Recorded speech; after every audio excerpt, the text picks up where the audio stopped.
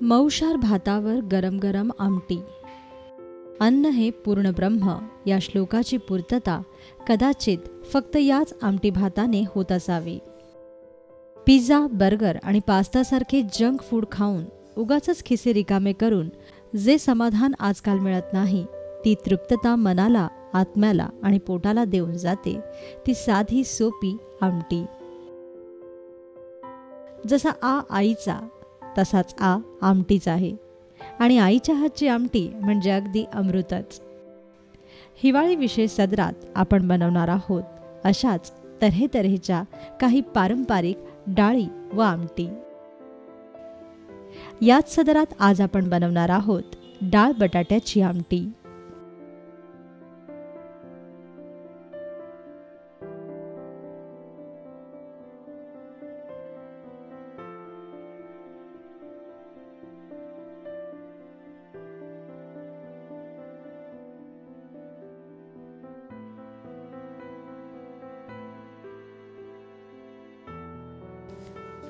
डाळ बटाट्याची आमटी बनवण्यासाठी आपल्याला लागेल 1 वाटी शिजवलेली तूर डाळ, 2 बटाटे, 4 ते 5 सुक्या लाल मिरच्या, शक्यतो लवंगी मिरची, 10 ते 12 लसणाच्या पाकळ्या, 2 चमचे जिरे, 2 चमचे मोहरी, 2 टोमॅटो, 1 चमचा हळद, अर्धा चमचा हिंग, चवीपुरतं मीठ आणि फोडणीसाठी तेल. सर्वप्रथम एका वाटीत सुक्या लाल मिरच्या घ्या आणि त्यात मिरच्या बुडतील इतकंच पाणी घ्या व 5 ते 7 मिनिटांसाठी या मिरच्या भिजवत ठेवा. मिरच्या भिजवून घेतल्याने वाटण मऊसूद होते. आता मिक्सरच्या भांड्यात भिजवलेल्या या मिरच्या घ्या. प्रमाणात सांगितलेल्या लसणातील अर्धा लसूण घ्या, 1 चमचा मोहरी व 1 चमचा जिरेही घ्या आणि पाव ग्लास पाणी घालून हे वाटण अगदी बारीक वाटून घ्या. यानंतर पॅन किंवा कढईत तेल तापवायला ठेवा.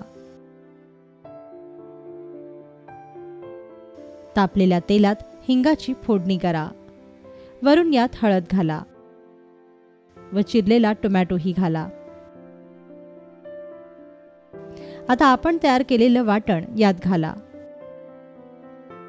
व मसाला टोमॅटोच्या पाण्यातच भाजून घ्या.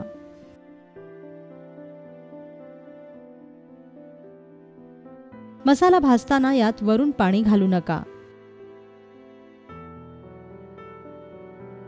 मसाल्याचा उग्र वास पूर्णपणे जाऊ द्या. मसाल्याला छान तेल सुटू लागलं आणि रंग बदलू लागला की मग यात बटाट्याच्या फोडी घाला. चवीपुरतं मीठही घाला. मसाल्यात या बटाट्याच्या फोडी छान एकजीव करा. साधारणतः 2 मिनिटं भाजल्यानंतर आता यात वाटणाचं उरलेलं पाणी घाला व बटाटा शिजू द्या. आपण इथे कच्चा बटाटा वापरलेला आहे, पण तुम्ही शिजवलेले बटाटेही वापरू शकता. याने आमटी अगदी झटपट तयार होईल. शक्यतो झाकण ठेवूनच बटाटा शिजवा, म्हणजे तो लवकर शिजतो. बटाटा शिजेपर्यंत मीठ व हळद घालून शिजवलेली तूर डाळ आपण घोटून घेऊया. बटाटा शिजला की मग घोटलेली ही डाळ मसाल्यात घाला आणि ही आमटी छान एकजीव करून घ्या.